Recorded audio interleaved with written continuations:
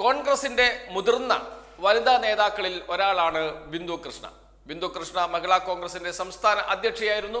അതേപോലെ തന്നെ കൊല്ലം DCC president കൂടിയായിരുന്നു. അങ്ങനെ മുതിർന്ന നേതാക്കളിൽ ഒരാളാണ്, കോൺഗ്രസിന്റെ മുതിർന്ന നേതാക്കളിൽ ഒരാളാണ് ബിന്ദു കൃഷ്ണ. ആ ബിന്ദു കൃഷ്ണ BJPയിൽ ചേരാൻ BJP നേതാക്കളുമായി ചർച്ച നടത്തിയിട്ടുണ്ട് എന്നാണ് കെ സുരേന്ദ്രൻ പറയുന്നത്.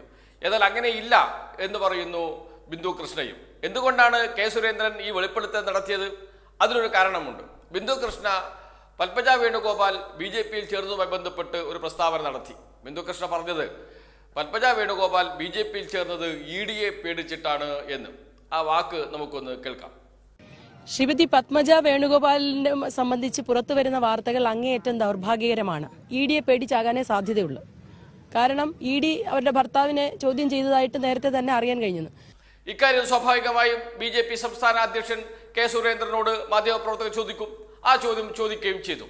അപ്പോഴാണ് ബിന്ദു കൃഷ്ണ എന്ന് പേര് പറയാതെ തന്നെ അങ്ങനെയൊക്കെ പറയുന്ന ആളുകൾ BJPയിൽ ചേരാൻ BJPയുടെ മുതിർന്ന നേതാക്കളുമായി ആശയവിനിമയം നടത്തിയിട്ടുണ്ട്. അങ്ങനെ എല്ലാ കാര്യങ്ങളും ഞാനിപ്പോൾ പറയുന്നില്ല.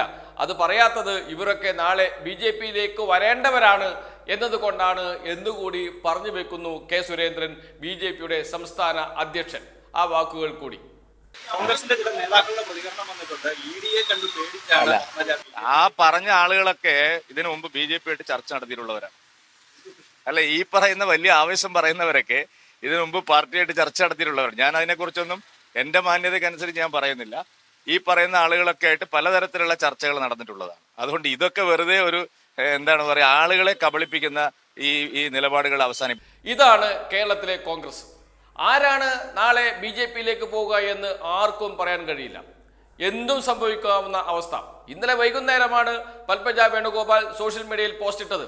ഞാൻ BJPയിലേക്ക് പോകുമെന്ന് പറയുന്നത് വെറും തമാശ മാത്രമാണ്. അത്തരമൊരു ചർച്ചയും നടന്നിട്ടില്ല. രാവിലെ News 18 ന്യൂസ് ചാനൽ ഈ വാർത്ത പുറത്തുവിടുന്നു. പത്മജ വേണുഗോപാൽ BJPയിലേക്ക് പോകാൻ സാധ്യതയുണ്ട് എന്ന രൂപത്തിൽ. തൊട്ടടുത്ത നിമിഷം അത് നിഷേധിച്ച് രംഗത്ത് വരുന്നു പത്മജ വേണുഗോപാൽ. രാത്രിയോടെ വീണ്ടും കാര്യങ്ങൾ മാറുന്നു. പത്മജ വേണുഗോപാൽ ദില്ലിയിലെത്തുന്നു. BJP നേതാക്കളുമായി ചർച്ച നടത്തുന്നു. ചർച്ചയ്ക്കൊടുവിൽ BJPയിൽ ചേരാൻ തീരുമാനിക്കുന്നു. തൊട്ടടുത്ത ദിവസം ഔദ്യോഗികമായി പ്രഖ്യാപിക്കുന്നു. വൈകുന്നേരം BJPയുടെ പ്രാഥമിക അംഗത്വം സ്വീകരിക്കുന്നു. രാജ്യസഭാ സീറ്റ് നൽകാമെന്നാണ് BJP പറഞ്ഞിരിക്കുന്നത് എന്നാണ് ഇപ്പോൾ കിട്ടിയിരിക്കുന്ന വിവരം. അതിനു മുമ്പ് തന്നെ ലോക്സഭയിലേക്ക് മത്സരിക്കാൻ സാധ്യതയുണ്ട്. ചാലക്കുടിയാണ് പത്മജ വേണുഗോപാൽ ഏറ്റെടുക്കാൻ സാധ്യതയുള്ള സീറ്റ്. അവിടെ മത്സരിച്ചാൽ ജയിക്കുകയൊന്നുമില്ല. പക്ഷേ കരുണാകരന്റെ മകൾ BJPയിൽ, AK ആന്റണിയുടെ മകൻ BJPയിൽ. അങ്ങനെ BJPയിലേക്ക് വരുന്നതിൽ ആർക്കും ഒരു തടസ്സമില്ല. BJP അങ്ങനെ തൊട്ടുകൂടാത്ത പാർട്ടിയല്ല എന്ന് കോൺഗ്രസ് നേതാക്കളെ ബോധ്യപ്പെടുത്തുക. അങ്ങനെ കോൺഗ്രസിൽ നിന്ന് കൂട്ടത്തോടെ നേതാക്കളെയും അണികളെയും BJPയിലേക്ക് കൊണ്ടുവരിക. ഉത്തരേന്ത്യയിൽ എന്താണോ BJP നടത്തിയത്, എന്താണോ അവരുടെ ഓപ്പറേഷൻ താമര, അത് അതേപടി കേരളത്തിലും നടക്കുമെന്ന് BJP നേതാക്കൾ ഓരോ ദിവസം കഴിയുന്തോറും തെളിയിച്ചു കൊണ്ടിരിക്കുകയാണ്. കാരണം കോൺഗ്രസ് നേതാക്കൾക്ക് BJPയിൽ ചേരാൻ വലിയ തടസ്സങ്ങളൊന്നുമില്ല. വലിയ പ്രത്യയശാസ്ത്രപരമായ പ്രതിബന്ധങ്ങളില്ല. മൃദു ഹിന്ദുത്വമാണ് കോൺഗ്രസിന്റെ അടിത്തറ. അതേപോലെ തന്നെ തീവ്ര ഹിന്ദുത്വമാണ് BJPയുടെ അടിത്തറ. സാമ്പത്തിക നയത്തിൽ യാതൊരു വ്യത്യാസവുമില്ല. കോൺഗ്രസ് നടപ്പാക്കിയ സാമ്പത്തിക നയം കൂടുതൽ ശക്തിയോടെ BJP നടപ്പാക്കുന്നു എന്ന് മാത്രമേ ഉള്ളൂ. അങ്ങനെ എല്ലാ തരത്തിലും പ്രത്യയശാസ്ത്രപരമായി ഒരു എതിർപ്പുമില്ലാത്ത വിഭാഗമാണ് കോൺഗ്രസ് നേതാക്കൾക്കും പ്രവർത്തകർക്കും BJP. അതുകൊണ്ട് അവർക്ക് വളരെ പെട്ടെന്ന് BJPയിലേക്ക് പോകാനും BJPയുടെ ആശയവുമായി താതാത്മ്യം പ്രാപിക്കാനും കഴിയും. അതാണ് ഇപ്പോഴത്തെ കോൺഗ്രസിന്റെ അവസ്ഥ. കോൺഗ്രസ് നിലപാട് മാറ്റാതെ, കോൺഗ്രസിന്റെ അണികളെ കൃത്യമായ നിലപാട് പറഞ്ഞ് പഠിപ്പിക്കാതെ, BJPയുടെ പിറകെ ഹിന്ദുത്വവുമായി ഓടാതെ, സ്വന്തം നിലയിൽ നിന്ന് സ്വന്തം നിലപാട് തറയൊരുക്കാതെ ഒരിക്കലും കോൺഗ്രസിന് നിൽക്കാൻ കഴിയില്ല എന്ന വസ്തുത അത് തിരിച്ചറിയാൻ പക്ഷേ കോൺഗ്രസ് നേതാക്കൾ തയ്യാറല്ല എന്നതാണ്. ഉത്തരേന്ത്യയിൽ മാത്രം കണ്ടുകൊണ്ടിരുന്ന കോൺഗ്രസ് നേതാക്കൾ കൂട്ടത്തോടെ BJPയിലേക്ക് പോകുന്ന, ജയിച്ച MP മാർ കൂട്ടത്തോടെ BJPയിലേക്ക് പോകുന്ന, MLA മാർ കൂട്ടത്തോടെ BJPയിലേക്ക് പോകുന്ന, ഓപ്പറേഷൻ താമര എന്ന് BJP നേതാക്കളും മോദി മീഡിയയും ഓമനപ്പേരിട്ട് വിളിക്കുന്ന ഈ സംഭവം ഉണ്ടല്ലോ, അത് കേരളത്തിലേക്കും വരാൻ പോവുകയാണ്. അതുകൊണ്ടാണ് BJP 6 സീറ്റ് ലക്ഷ്യമിടുന്നത്. കേരളത്തിൽ എവിടെ നിന്ന് 6 സീറ്റ് കിട്ടും എന്ന ചോദ്യം ചോദിക്കുന്നുണ്ട്.